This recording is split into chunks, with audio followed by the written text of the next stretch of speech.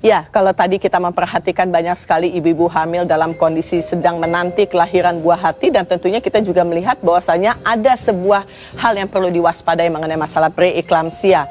Sudah ada Dr. Caroline di sebelah saya dan kita bicara-bicara mengenai masalah yang berhubungan dengan eklamsia. Kalau dikasih tahu kan kondisi tadi bahwasanya kondisi yang mematikan untuk para ibu yang memang sedang menanti kelahiran bayinya, artinya apa? Mendadak pendarahan, Dok. Begitu ya. Ini apa sebetulnya eklamsia? Jadi eklamsia sendiri itu merupakan suatu komplikasi dari preeklamsia. Kalau kita sebut eklamsia itu sudah terjadi kejang pada si pasien tersebut, si ibu hamil ini. Kalau eklamsia sudah kejang? Sudah kejang. Oh, kita jadi sebut kalau eklamsia. Oke, kalau pranya? Kalau preeklamsia itu gejalanya, trias gejalanya itu adalah hipertensi ya, tekanan darah tinggi lebih dari 140/90, kemudian bengkak tungkai dan adanya protein dalam air seni si ibu tersebut. Jadi belum terjadi kejang. Nah, kalau preeklamsia ini dibiarkan, preeklamsia ringan, preeklamsia berat, dia akan menjadi kejang akhirnya, menjadi eklamsia kita sebut.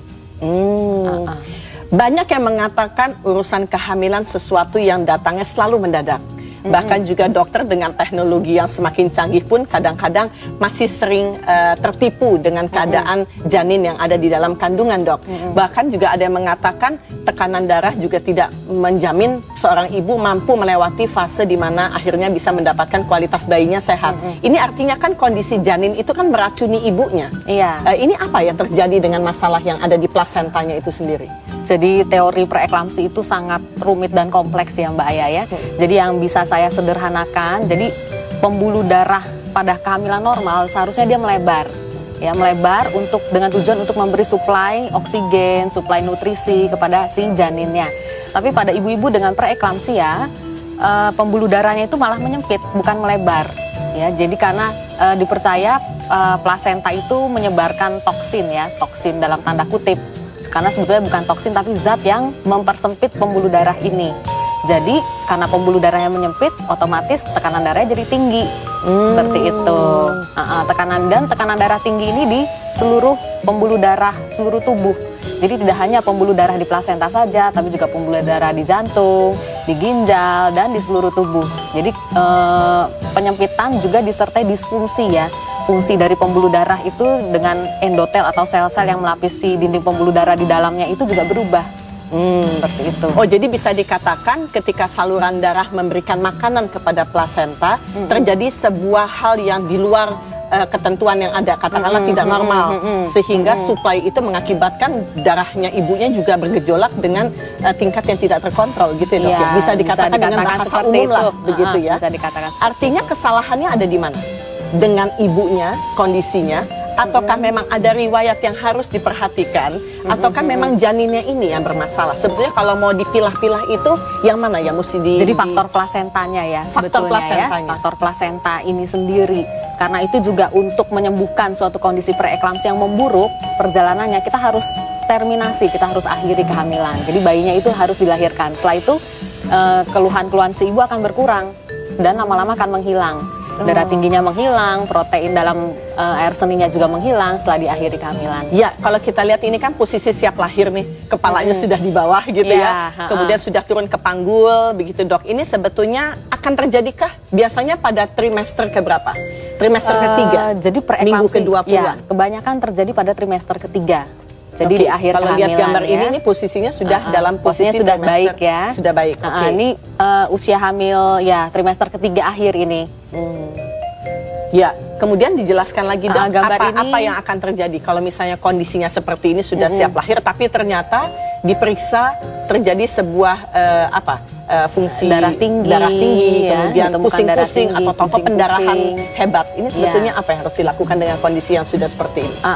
Jadi gambar ini ingin menunjukkan hubungan antara plasenta dengan bayi dan ibunya. Jadi plasenta ini organ yang sangat penting untuk memberi suplai nutrisi, suplai oksigen ke bayi di dalam rahim ibu yang sudah siap dilahirkan ini ya, seperti di gambar ini. Jadi tergantung kondisi preeklamsia, jadi saat usia hamil berapa bulan ditemukannya. Ya, jadi tidak semua preeklamsia terjadi pada trimester ketiga. Ada juga yang terjadi pada trimester ketiga yang awal sekali. atau peralihan antara trimester 2 dengan 3 seperti hamil 20 minggu, hamil 24 minggu, bisa juga terjadi preeklamsia dan tentunya prognosisnya lebih buruk kalau ditemukan pada usia hamil yang lebih muda.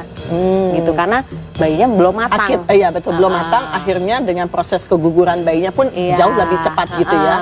Oh, jadi ada kemungkinan sebetulnya jatuh pada trimester awal. Iya, ada kemungkinan seperti itu dan prognosisnya lebih buruk. Yang seperti ini apa yang terjadi, Dok, dengan gambarnya? Nah, ini embrio atau janin usia 8 minggu ya atau 2 bulan.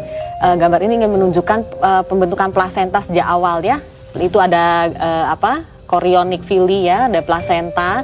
Jadi dengan pembuluh-pembuluh darah di situ mulai. Jadi kalau teorinya itu ada sel-sel trofoblast yang menginvasi sel-sel otot polos dari pembuluh darah plasenta ini sehingga dia bisa melebar itu pada kehamilan normal ya. Nah, pada preeklamsi hal ini tidak terjadi. Jadi pembuluh darah itu tetap kencang gitu ya, tetap kencang dan tidak melebar gitu sehingga menghasilkan tekanan darah yang tinggi. Ya kan kalau pipa itu kencang, semakin kencang, semakin tinggi tekanan yang dihasilkan. Semprotan airnya juga semakin kencang, betul. Nah, ini prosesnya nih ya. Iya, prosesnya seperti itu. Oke. Kemudian kalau kita perhatikan juga dengan ibu yang rajin, nah seperti gambar ini apa? Nah, gambar ini adalah gambar plasenta ya, gambar plasenta yang di atas itu plasenta pada kehamilan normal, yang di bawah adalah plasenta pada kehamilan dengan preeklamsi atau darah tinggi. Ingin menunjukkan nih warnanya kan sudah berbeda tuh, yang di atas lebih merah, yang di bawah lebih biru. Yang menunjukkan plasenta ini iskemik atau kekurangan oksigen atau hipoksik karena pembuluh-pembuluh darahnya semuanya mengecil, mengkerut.